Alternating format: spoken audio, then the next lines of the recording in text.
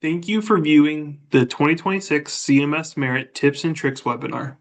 The purpose of today's webinar is to go over the CMS Merit tool and talk about the updates that were made for the 2026 submission cycle, help new submitters or submitters who have not used the tool in a while submit a measure. We'll also talk about once a measure is submitted, how to change requests if you get comments of fields that need to be changed or your submission may need extra information, things like that. And I'll also go over a few resources that you can use that will help you with your submission. So the first page here is the CMS Merit homepage. You can see here on the left-hand side that there is a bunch of information and links that are helpful for the submitters. The first thing I want to highlight up top is there is a brief animated video if you are new to the CMS Merit tool itself, maybe the pre-roll making process. This is a video that is just a couple minutes long that'll kind of help introduce new users to the tool, why we use it, and how does it connect to the full pre-roll making process. You'll see an orange box towards the middle that is with new guidance. This is new for 2026. And it is about quality data models and the fast healthcare interoperability resources. There is new timeline updates that they wanted to share. And so for 2026, FHIR specifications are highly preferred as a submission. If your measure is finalized for use in that CMS program, FHIR will be a required document. QDM measures are still allowed in this 2026 submission. In 2027 and 2028 submission periods, FHIR specifications are required and QDMs are allowed. And then finally in 2029, only FHIR specifications will be accepted. QDMs will not be accepted anymore. Below, we do have a few other resources. One takes you to the CMS MMS Hub. That is a resource that has all quality measure development information, and it does have a section specific to the pre-roll making process. You'll also see a Merit data template download document. This takes all the questions that we ask in the CMS Merit tool and turn it into a Word document. We highly recommend that that's something, if you are working with a large group, you could download, share it internally, have everything filled out, and then you are able to use that to come in and populate your tool submission. It's nice because you are able to copy and paste that information from the Word document into the tool. We also have a submitter quick start guide. This is essentially a PDF version of everything we're going to go over today. So if you just need a quick refresh on how to do something, that is a great resource to use. And again, we have a pre-roll making resource page that just has additional resources. This will be where we house recordings, the needs and priorities document, the data template will be there as well, an FAQ document for 2026 that shows anything you may need or have questions on for the 2026 cycle, which is updated annually. If you do not already have an account, you'll click on this Request an Account button. This will take you to the CMIT tool, which is where you will sign up for access to either CMIT or Merit. Here you'll put in high-level information like your first, last name, your company, email, phone number, and then it's going to ask what sites you would like access to. You are able to click on all the ones that are applicable to you. So if you don't have access to CMIT or Merit, and if you're a MIDS contractor, the MIDS library, you're able to request access all at the same time. I do want to note that if you have CMIT, but you don't have Merit, you have to go through this process and get added in. So here you'd fill out the top information, you'd click on the tools you'd want, specifically Merit, and you click that submit request. It does take about 24 hours for them to get back and create that account, so keep that in mind as you're preparing to submit measures. Once you have that account, or if you already have your account, go ahead and fill in your information. So let me do that right now. So once you're logged in, you're going to see up at the top, you're going to have three different tabs. There's a My Submissions, a Candidate Measures, and a Past Candidate Measures tab. The My Submissions is the standard default, and this is going to be where you see all the measures that are specific to you. If you create a measure or if you are in a group and they add a co-submitter, this will be where those measures pop up. As you can see here, for me, I have three demo measures that we'll go through, so they're all shown here. For each measure, you do see kind of like a quick summary of the submission. So for this tips and tricks measure 3, you can see here the measure type, the MUC ID it defaults to, any of the submitters or co-submitters that's attached. You can see the program that it was submitted to and where it is in the process.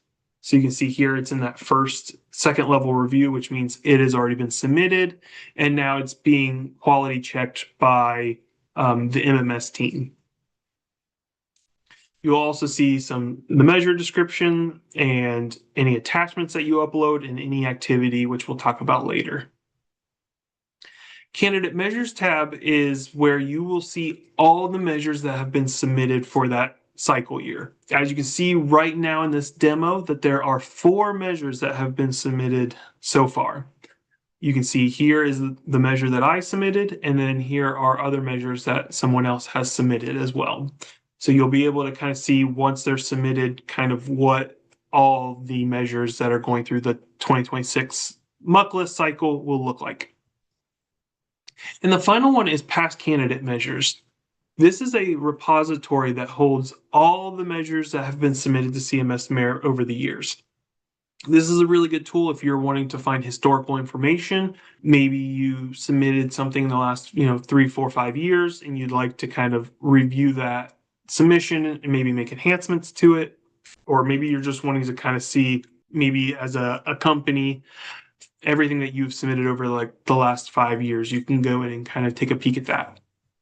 This is also helpful because, as you'll see when we get to the submitting measures, that you can actually export this information and then make adjustments. So say you submitted in 2025 a measure and it was rejected, and you're resubmitting this year in 2026, rather than filling everything back out again, you are able to just come in here and download this information, make updates, answer any new questions that were added this year, and then submit. So it's a really helpful tool on that part. I also wanted to highlight up here at the About, we do have that quick start guide document available again. And we also have it at the bottom screen as well. So there's multiple areas if you do need that quick start guide that you can go to. So when you are ready to go ahead and start a new measure, there's a button up here that says submit a new measure. Once I click on that, it will ask you that question of, would you like to submit a measure from scratch? So everything is blank, you have a clean slate, or you're able to click this submit from an existing measure button. This is where you can click on this and you can search for a measure that you have submitted in the past year or something similar that you are submitting. You can export all that information, and as I mentioned, just change the fields that need updated or that were new to this year. I had already created a measure, so in this case, I would click the submit a measure, and then this is what will appear. So as I mentioned, it's a very blank slate. As you can see that there is no information filled out. It automatically defaults to the steward or owner. So you'll see here, these are the sections, and for each section, there's a subsection. So the section of steward or owner, we have subsections of steward or owner information, measure developer information, submitter information, and then new to 2026, for each section and header, we have a subsection of submitter comments. So if you're familiar with this process, in the past, we've had just this one general submitter comment field that if you had any information for the whole measure that you wanted to add that maybe wasn't a field in Merit, you could put that information there. We had multiple people ask and recommend that it would be very helpful to have this submitter comment in each subcategory. So if you have comments specific around the steward or owner and anything in this, you can put it in this one field.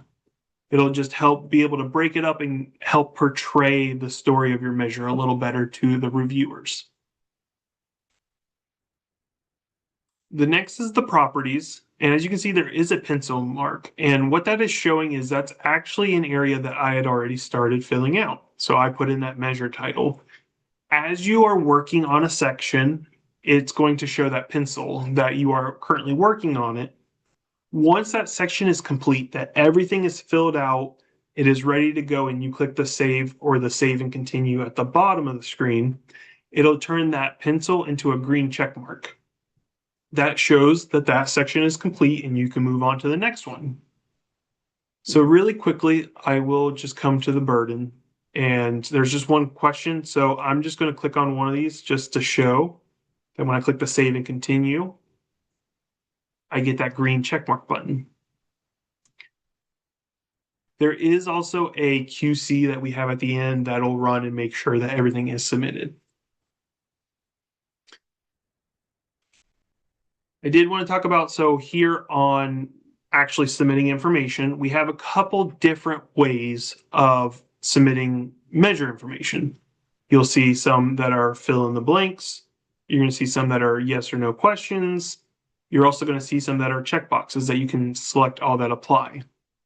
We do have some questions that, depending on how you answer, additional questions will appear. So for example, this question is any part of the measure or use of the measure proprietary and or licensed? If I click no, nothing appears. But if I click yes, we have multiple questions that come up that you can then fill out based on that information. New to 2026, we do have updated text box field submissions. So when I click on this, you'll actually see that there are more formatting options. You are able to bold, italicize, underscore. You're able to put in numbered lists or bulleted lists, and you're also able to put in tables directly into this area. So say you want to put a table in, you can click on that and it'll appear here for you. This is really helpful and nice because you're able to format it the way that you think it would be the most helpful for the reviewers to review that information. Something that we added last year in the 2025 cycle that we just want to keep highlighting because it is still new is the measure composite, instrument derived, and or paired measure. Last year, the question was, is this measure a composite, survey-based measure, or paired measure? We did update from survey-based to the instrument derived to help align with standard language used across other groups. And so we changed it to that instrument derived, but it still means the same thing as the survey-based, just expanded the definition a little bit. Here is where if you do have a composite measure or an instrument derived, you can click this checkbox and you'll see some language that appears that if you select yes, that this is a composite measure, there are tabs that will appear directly in this tool that will allow you to submit all the information needed. If you were familiar with the process over the last couple years, if you had a composite measure, you put in the very general measure information into Merit, and then all your components had to be submitted as an attachment. Now everything is able to be in this tool, which will help reviewers be able to keep everything in that one spot. I am submitting a composite measure, so it tells me I need to click the save button at the top and we'll see a new tab appear. So let me click the save. Once this appears, you'll see here at the top that there are now two tabs that appear. One that says measure, and then one with a plus sign that says add new component or instrument derived measures. The measure tab is your general measure. This is where you're going to keep explaining your whole measure at the general level. And then the second tab is where you're going to be able to put all the different components. Say you have maybe like 3 or 4 different components. If you click the down arrow, there's an option that you can keep adding tabs as many as you need. So if I come to the measure 1, The first question is asking you the title. And as you'll see, as I change the title, it changes up here at this top as well. Not everything is going to be required for a component or instrument derived measure. As you'll see over here, there are some fields that are grayed out. These are not needed as they're already in the general measure information. So like steward or owner, we're not going to need you to put that information in twice because it's going to be in that general measure tab. So you'll be able to see that in like the darker gray are the fields that are required. It follows the same format of as you're working on it, it'll have a pencil. Once you're done, it'll show a green check mark.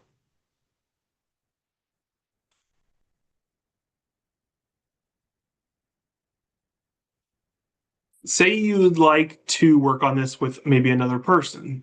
There are maybe two people that are working in the same organization that would like to submit and work on this together. I can come to this submitter information,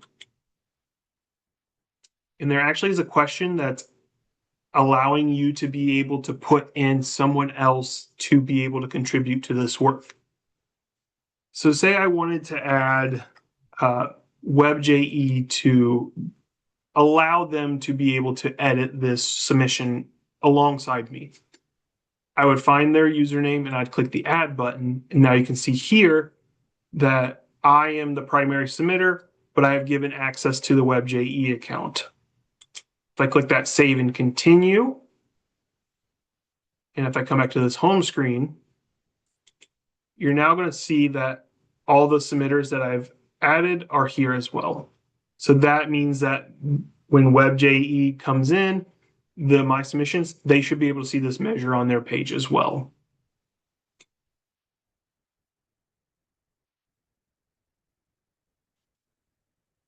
We do have an attachment section where we are where you would put any of your attachments that are needed for this submission. Depending on the type of submission you have, depends on what attachments you would need to submit. If you're submitting a MIPS measure, there is a peer-reviewed journal article that is required. If you're submitting a ECQM or a DQM measure, there are required testing information that will be needed as well. So you'll see different bullet points that we kind of help highlight. And again, depending on how you answer some of these questions, more of these will appear. There is something new to 2026 that we've added, which is this bullet line number 3, which is the decile and importance tables. These are documents that are helpful for the pre-roll making measure review or primer process should your measure be accepted onto the MUC list. The primer team is requesting that if you are submitting your measure, if you could please add the decile importance table. So should your measure be on the MUC list, they have that information to begin their prep and review. They do make a note that if this level of detail is not provided, that the primer staff will calculate it independently. Including that decile level data up front helps enhance the transparency and supports informed decision making by that primer committee measure team. So that's just something to keep in mind, that it is not a required document to submit, but it would be helpful to the submission process and the reviewers should your measure move forward. Here, you would add the measures that you are wanting to submit. So if I would browse my files and I want to upload a document, say I have the data template that is completely filled out with information and I want to share it with the group, I would upload it here. There is a drop down that you can select different attachments labels. So say in this one, if it was like the MIJF form, I'd put it here. If it's your ECQM materials, you would click on here. That just helps CMS know what these attachments are, and it'll help them be able to review quicker. In this case, I don't have a drop down for the data template. So I'm going to click this other, and I'm going to put that this is a completed data template. This is not a required document, but this is just for the example. And then I would click save. Once I click save, it should pop up down here, and you can see under current attachments. Say you want to change it, maybe you have a newer document a day after you upload this, you can come in and click the change. Let's say you're completely done and you feel like you're ready to submit the measure. You feel like you have everything done and you think that everything's good to go. You're going to come to the review and submit button. This is the QC process that we talked about earlier. And if I click this check submission for errors, what it's actually going to do is run a QC and make sure that all areas are filled and are filled as they should be required. So here we can see that I'm getting a notification that my submission was not completed.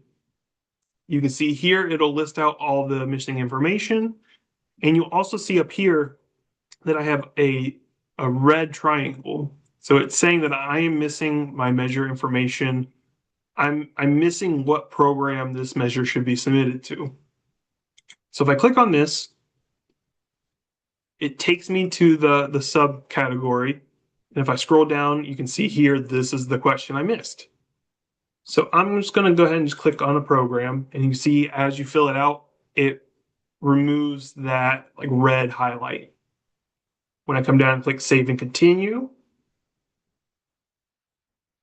I should then be able to come back to that review and submit. And now it's saying that I have no more errors and I can then submit my measure.